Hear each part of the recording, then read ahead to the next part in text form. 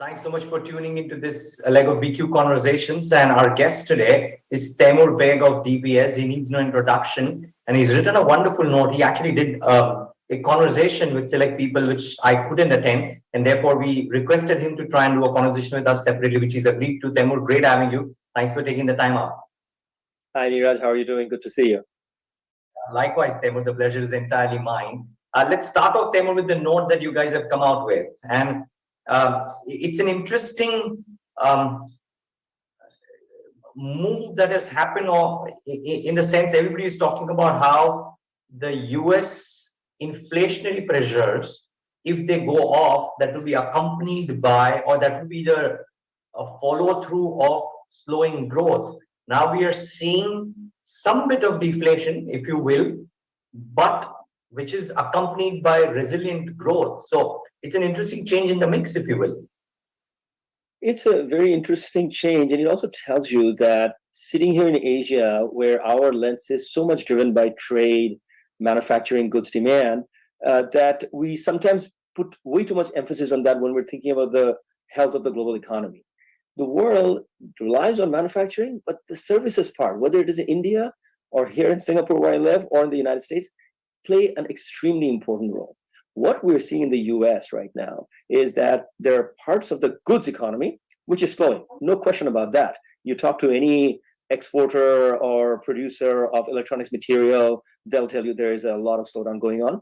But if you look at the large, very large dominating service sector, entertainment, tourism, events, to some extent, even housing, turning out to be far more resilient than we had thought possible under an environment where interest rates go up by 500 basis points. So the resiliency of the service sector is turning out to be a major source of upside for the global economy, even as the goods sector slows.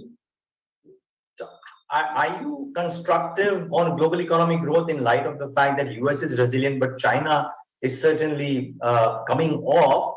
And within the other major economies, there don't seem to be too many aside of India, which are showing the promise of growth. Yes, I mean, if we are looking around the horizon for upward momentum and growth, I would struggle to find countries beyond India and perhaps Indonesia. Just about everywhere else, growth momentum has slowed, some more than others. So the US is no longer growing at that breakneck pace of 4 or 5% we saw in the post-pandemic rebound. It's coming down to 2, better than expected, but slow down nonetheless. But then you go to China or the European Union, where the last 3-4 months slowdown has been far worse than expected. In the case of China, we thought what we had seen in the US in 2022 would happen there in 23. The pandemic ends, everybody goes out and travels, tourism demand, both domestically and externally, go up through the roof, and the economy experiences a tremendous rebound. That rebound has not really lasted very long in China. It's fizzling out. And it sort of tells you that the structural pain that China has been going through even before the pandemic, the housing overhang, the debt overhang, that is still holding back growth. In the case of the European Union, last year was a year of two halves. In the first half, tremendous doom and gloom around the war in Ukraine. Second half of the year, some degree of comfort that it would not be a winter of discontent because energy supplies were secured rather heroically with the response of the rest of the world outside of Russia. And European Union sort of skirted the fear of recession, but at the same time did not necessarily see a major uptick. So they actually have the worst of all worlds right now. Inflation is still high. ECB is still on monetary policy tightening mode, whereas growth momentum is dissipating, heading toward basically zero as we speak. So it's not a very happy picture worldwide, with a few exceptions here and there. So in light of that, Taimur, what happens? And I'm kind of trying to bring in the capital markets angle here because I know that you look at that as deftly as economics, right? Growth is one aspect. Slowing growth, does that lead to central banking action once again, or is that out the window completely? And with this recent belief of inflation peaking in the US, the resultant moves that are happening in the dollar index as well, how do you mix all of this together for potential action from central banks, which may impact both the economy as well as capital markets? So, Neeraj, this nexus between central banking, financial markets, and by extension, the real economy is a critical one. I think if you and I were sitting here 1 year ago and we entertained a scenario in which interest rates will go up by 500 basis points in the span of just a little over a year, we would have predicted major friction in the global financial system. We would have said worldwide equity markets would sell off because the risk premium from the stock market is nothing compared to the risk-free rate of return that safe assets will be offering in a 5% interest rate environment. We would have said that there would be accidents here and there, long leverage, long duration companies and individuals facing margin calls because of the rates going up. And it would create a major consternation in the global financial markets, followed by its spillover into the global real economy. I think the biggest surprise over the last year and a half has been the absorptive capacity of the global economy and financial markets to that very sharp rise in interest rates.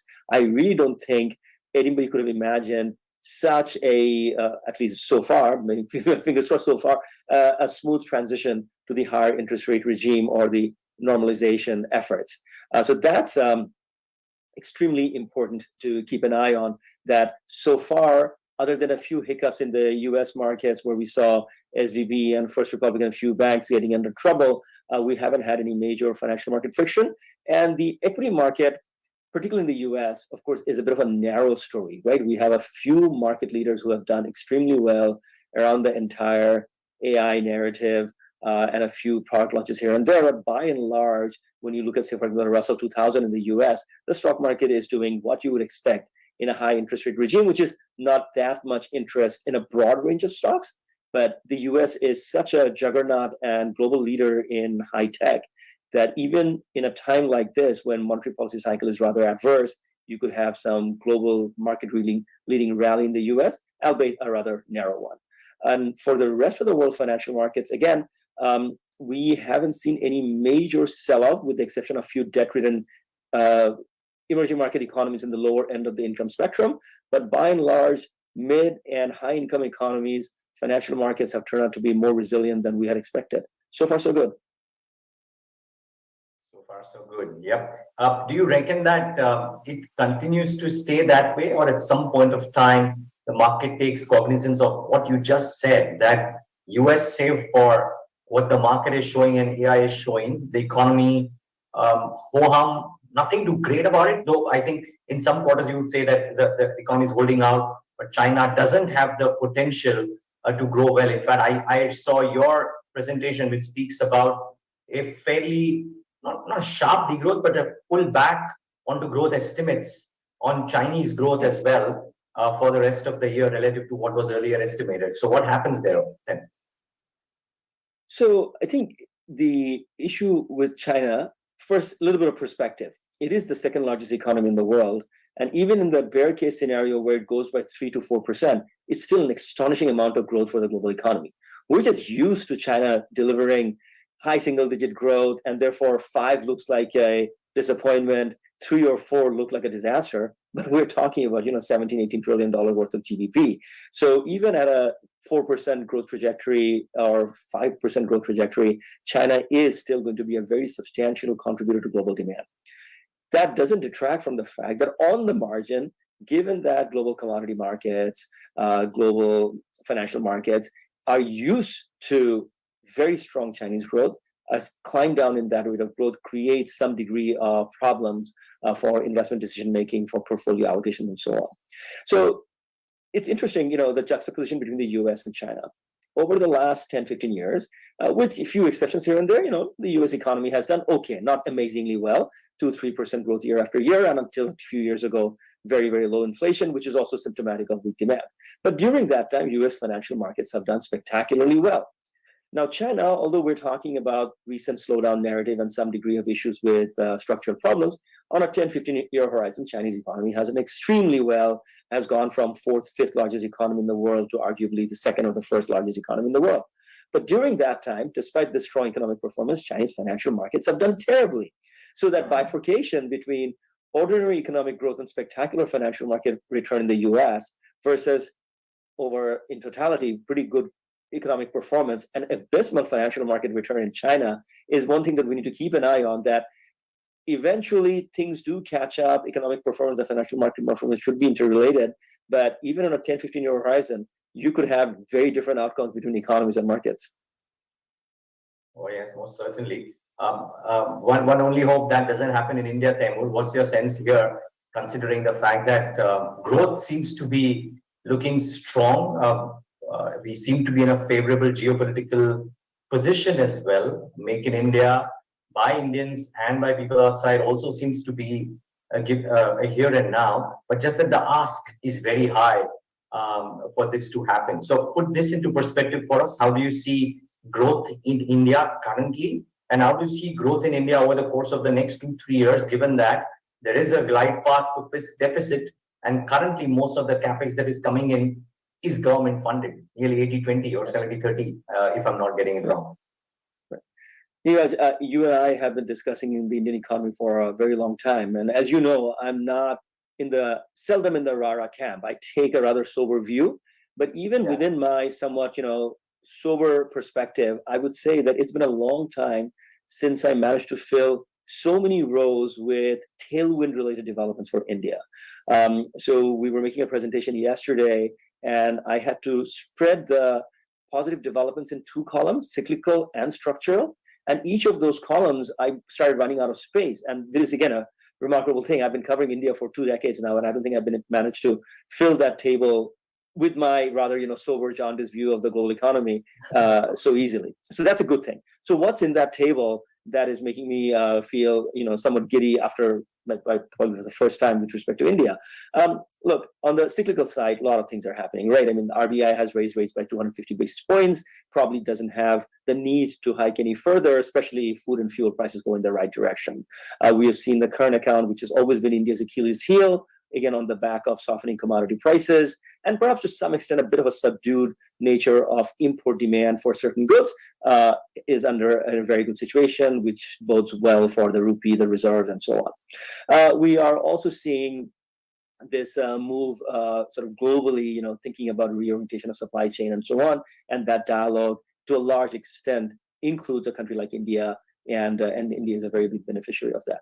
So that's the cyclical side. I think you and your colleagues talk about this on a regular basis on TV. I don't need to elaborate on that too much. But let's also look at the structural side. Even a few years ago, when we looked at India's financial sector, whether it was a corporate debt equity ratio or the NPLs on the balance sheet of banking systems, it bode ill. It did not suggest a sector that could be a very productive participant in India's economic growth. The view was that if India were to grow, it would have to be by attracting a lot of FDI, a lot of external resource mobilization, because domestic savings rates, domestic investment rates just were not sufficient, and domestic financial sector simply did not have that good health to take part in that. How things have changed. When we look at now the debt equity ratio of the Indian corporate sector, when we now look at the NPL numbers coming out of Indian banks, it is now capable of taking part in a domestically driven financial intermediation for that big investment need, the infrastructure push of India. So you want to grow where you have the goodwill of the rest of the world, but even for whatever reasons, global economy takes a tumble and global investor sentiment wanes, that should not mean that your entire growth dynamic gets unraveled. This is the big dynamic we saw in the context of the East Asian miracle in the 60s, 70s, 80s. Countries with current account surpluses, strong export base, had domestically generated savings to fund their expansion, their growth picture. And I'm beginning to see India finally get around to that to some extent. It's still a long task. I would argue that savings rate in India have rooms to go up. I would argue that there's substantial room for crowding in investment with reducing the role of the public sector in certain areas. But those are discussions on the margin. Net, cyclical in structure, quite a few tailwinds in place. And that makes me think, and I agree with my India economist Radhika Rao on this issue, that we may be in a position to start thinking about upgrading India's potential GDP growth rate for the medium term. That's music to the ears. Taimur, what is, to your mind, the strongest structural point? Because a few cyclical points might have become structural. I mean, one can't predict oil at all, but if the payment mechanism for oil, if you believe is undergoing a change which might actually be to India's benefit or something else, is there something that was not there maybe 3 years ago, and now seems to be more structural than cyclical, or not quite there yet? Here's my personal view is that in terms of invoicing of tradable goods in US dollar terms or local currency terms, I personally don't think it makes that much of a difference. At the end of the day, an import is an import, and it's a claim by foreigners on you on your purchases. Now, how you arrange that payment, maybe on the short end, reduces some friction because dollar liquidity is tightening around the world, or we don't want to be too exposed to the dollar for the vagaries of sanctions and weaponization, that sort of stuff. But to me, it's not necessarily a structural factor. If the world were to stop using the dollar tomorrow, I don't necessarily think the growth potential of a bunch of dollar-using economies would change very dramatically. But I do think that if a country like India, which will remain energy import dependent for the medium term, finds diversified source of supply and stable supply of those products, it's a good thing. It certainly reduces macroeconomic volatility, and that sort of again takes away some of the noise we see around the underlying structural story. So to that extent, it's helpful. There were last couple of points really. One is what's happening on the point that you mentioned, the ability of India to get in forex, one, and the ability of India to counter the import numbers, right, by one virtue of exports of manufactured goods and services. So still a long way for the manufactured good piece, and two, also import substitution. I mean, it's a small pie in the ocean, so to say, but this whole renewable fuels movement, ethanol, so on and so forth, and the whole push towards electric vehicles, though much delayed relative to some of the other larger economies. Are there some changes that you will look forth with keen interest over the course of the next 2-3 years? No, without any question, that greening of the economy or move toward energy transition would open the way for tremendous amount of innovation, investment, and to your point, import substitution. No question about that. I mean, you would have to just take a day flight over Western India to see the wind turbine infrastructure that has been set up over the past decade. It's extremely impressive. And we all know the revolution that we have seen in the area of solar cell. These two developments also tells you that there is some degree of necessary symbiosis between China and India.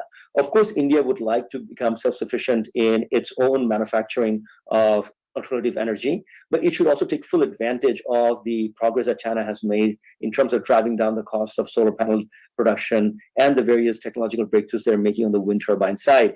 So I would hope that India doesn't have to reinvent the wheel. There are some important things that are done by the Chinese that I think India can leverage on and hasten its move towards energy transition and reduction of its use of fossil fuels. But I think that on the manufacturing side, I'd like to point out that even 10, 15 years ago, if you travel to the Middle East, you would see companies like L&T being fully embedded in various infrastructure development happening there, using a lot of made in India hardware. If you went to China, which relies heavily on importing John Deere equipment for their farm products, you will also see Mahindra Jeeps. So India has had a ecosystem of manufacturing for a very long time. I don't think the global zeitgeist, which is that, India has been falling behind in manufacturing and now they're joining the party. India has been there. It's just the scale, the technological sort of frontier of manufacturing where India is sort of beginning to embrace or flex its muscle. And I think there's enough technical know-how, there's enough entrepreneurial zeal and capital available. Key question is the workforce sufficiently skilled to take part in that revolution? To me, that would be one big question mark that I would like to see answered in a constructive manner in the coming years and decades. Yeah, well, cross fingers for all of that. My final question, Taimur, and that is what happens on whether India can fund everything that is inching out to do, right? I mean, there's a lot of planned expenditure, a lot of newer areas on which expenses are happening. Yes, tax receipts are going up, but we know, I mean, whatever the number may be, but around 85% may be fixed. Indiscretionary expenditure that is fixed in nature, budget after budget, year after year. The remaining 15%, which you can toy around with the number of things that India needs to spend on, do you think that with the glide path on the fiscal deficit and the fact that we can't keep on funding it forever with that 6% fiscal deficit, and there is a glide path in place as well, that private capex, stroke tax receipts, stroke export income, as the case may be, would all be enough to fund this, or at some point of time we might hit a bit of a roadblock when it comes to be able to fund all these plans that we have set out to do? So some issues are very basic and some issues are more complex. By that, what I mean is that India still has an imperative to carry out some very important first generation reforms. Health and education, I think we all know that the government should spend much more money on that, because you need a healthy and educated workforce to be part of a productive future. But beyond that, greater formalization. And in that area, this government has certainly made quite a bit of progress, but there's still a lot more to do to increase the tax net, to get the wealthy and the middle class to pay their fair share of income, as well as for the companies, reducing distortion in the tax net, getting rid of SOPs. I think those are first generation reforms that there's no magic to that. It's just a question of grinding out tough reforms, but not like difficult to conceive, but rather difficult to implement sort of reforms. Anybody can say what India needs to do to broaden its tax base. It's a question of having the political capital to push it through. So that's issue number one. Second issue is with respect to boosting savings rate. How do you boost savings rate? And what are the lessons from the rest of the world that India can do to boost savings rate? Well, it has to basically provide people with incentives to invest in not just the stock market, but a deep and liquid debt market, a deep and liquid corporate debt market, or a wider range of financial instruments that both banks and non-bank financial institutions offer, which make people become a little more excited about putting their money in productive ventures, which then becomes a source of domestic capital. It's a large billion-plus economy. There should be a way to harness the capital of the Indian populations who are prudent, whose savings need to be more formalized and then channeled to productive investments. This is where I think, again, the key issue comes in. I basically am reiterating the point that I made earlier. Reliance on foreign savings and foreign investment needs to be reduced. It would be great, of course, if the whole world remains in love with India for years and decades and centuries to come, and lots of investment take place. But sometimes it doesn't go your way. You need to have more control, and the way to have the more control is to generate your own resources domestically. Love that point, Taimur. We all love that it lasts forever, but it doesn't usually. Thank you so much, Taimur. This was lovely. But I do look forward to having more often, Taimur, because these conversations with you are just fabulous. Thanks for your time. Thank you, Niraj. Take care. Yep. Thank you. And viewers, thanks for tuning in to this leg of PQ Conversations.